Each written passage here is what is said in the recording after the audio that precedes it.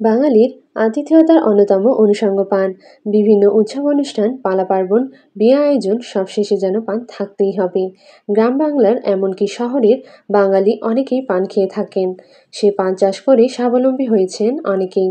তাদের মধ্যে একজন নীলফামারী ডোমার উপজেলার বরাগাড়ি ইউনিয়নের মোহাম্মদ সাইদার রহমান। এক সময়ে অভাব অনটন লেগেছিল সাইদারের সংসারে। শুধু পান চাষ করেই ঘুরে দাঁড়িয়েছেন তিনি ও তার পরিবার। পান চাষ করেই ছেলেকে ইংরেজিতে অনার্স মাস্টার্সে পড়িয়েছেন। তবে প্রথমে আত্মীয়দের চাষ করতে দেখে শখের বশে চাষ শুরু করলেও সফলতা পেতে তাকে অনেক কষ্ট পেতে হয়। সাইদার রহমান পান চাষের আমার উদ্দেশ্য এক সাগাত দেখিয়ে শখ করি আমি আর কি পান চাষ করছি। চাষে একটা লাভবান আবাদ, ধানের আবাদের থাকি আর কি পান আবাদের লাভ অনেক বেশি আছে আর কি। সাইদারের ছেলে মোহাম্মদ শামীম মাশরাফি। অন্যান্য ফসলের মধ্যে যেটা আমি পাই যে একবার যেমন ধান চাষ করলে একবার কাটা মুতেই শেষ, আলু চাষের মধ্যেও তাই। কিন্তু পান চাষটা এমন একটা চাষ যে চাষটা 12 মাসেই থাকে এবং 12 মাসের মধ্যে আমি পান ছিললে প্রতি মাসে টাকা পাবো, যেটাকে আমি বলতে পারি যে এটা একটা টাকার গাছ। জানা যায় জেলাটিতে প্রথম দিনই পান চাষ শুরু করেন, এমনকি চাষে তিনি সফলতাও পেয়েছেন। এখন 36 শতাংশ জমিতে পান চাষ করছেন তিনি।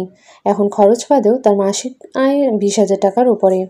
পান চাষে কৃষকদের উদ্বুদ্ধ করা হচ্ছে বলে জানায় উপজেলা কৃষি কর্মকর্তা মোহাম্মদ রফিকুল ইসলাম।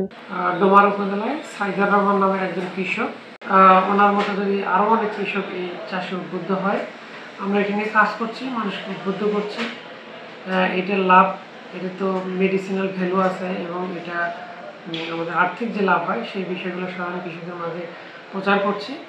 তো সাধারণ মানুষ যদি উদ্বুদ্ধ হয়ে এটা চাষ করে তো এটা ডোমারের পানির চাহিদা পূরণে সহায়ক হবে এবং আমার মনে হয় আমাদের যে কৃষক পান চাষ করছেন উনি এই এলাকার মানুষের জন্য একটা উদাহরণ হতে পারে। তিনি আরও বলেন, ভালো ফলন ও বাজারদর ভালো হওয়ায় সফলতার গল্পটি দীর্ঘ হবে। এখন এমন স্বপ্ন বুনছেন সাইদার রহমান ও তার ছেলে শামীম মাশরাফি।